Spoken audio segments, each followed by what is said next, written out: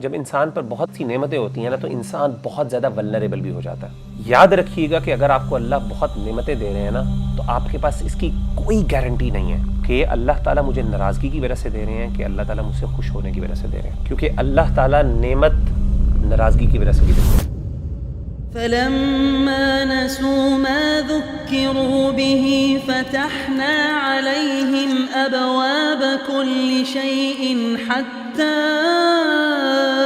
إذا فرحوا بما أوتوا أخذناهم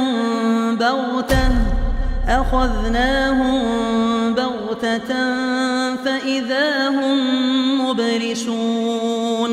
اللہ تعالیٰ کہتے ہیں کہ جب وہ بھول گئے جس سے ان کو ڈرایا گیا تھا، جو نصیحت ان کو کی گئی تھی، ہم نے ہر چیز، ہر نعمت کے دروازے ان کے لیے کھول دیے۔ حتی اذا فرحوا بما اوتوا، جب وہ فخر کرنا شروع، یعنی وہ اتنی نعمتیں آ گئیں ان کے پاس، اتنے وہ خوش ہو گئے اور انہوں نے کہا کہ جی ہم سے بہتر تو کوئی دنیا میں نہیں ہے، اخذناہم بغتۃ، ہم نے پھر اچانک ان کو پکڑ لیا، فاذا هم مبلسون، پھر وہ پریشان اور ہکا بکا رہ گئے۔ یہ میرے ساتھ کیا ہو گیا؟ میں تو سمجھ رہا تھا میں تو اللہ کے بڑے قریبی تھا اور اللہ میرے ساتھ احسان کر رہا ہے، مجھے تو اللہ نے ایسے پکڑا ہے۔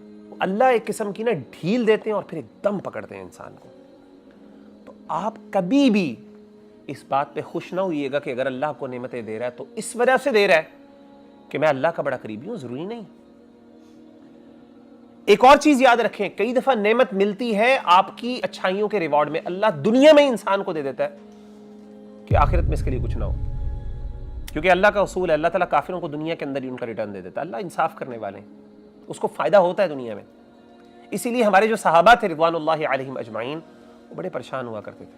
حضرت خباب بن ارت رضی اللہ تعالیٰ عنہ فرمایا کرتے تھے کہ مجھے ڈر لگتا ہے کہ اللہ تعالیٰ جو ہمیں اتنی آسائشیں اور اتنی نعمتیں اللہ نے ہمیں دے دی، تو کہتے ہیں مجھے ڈر لگتا ہے کہ کہیں اللہ تعالیٰ ہمیں دنیا میں ہی ہماری محنتوں کی جزا نہ دینا شروع کر دیں، کیونکہ جو مشکل ترین ٹائمز تھے، جو سب سے بیسٹ ٹائمز تھے نا، وہ مشکل ترین ٹائمز تھے۔ نبی صلی اللہ علیہ وسلم کی رفاقت میں ہم نے فاقے کیے تھے، ہم نے برداشت کیے تھے، اور بڑے بڑے صحابہ دنیا سے رخصت ہو گئے اسی حالت میں۔ اب ہم جیسے رہ گئے پیچھے، یہ وہ کہہ رہے ہیں ہم جیسے پیچھے رہ گئے ہیں اور ہمیں اتنی نعمتیں مل رہی ہیں، مجھے تو ڈر لگ رہا ہے کہ شاید اللہ تعالیٰ نے ہمیں اس لیے رکھا کہ ان کو میں دنیا میں ہی سب کچھ دے دوں تاکہ آخرت میں ان کے لیے کچھ نہ ہو۔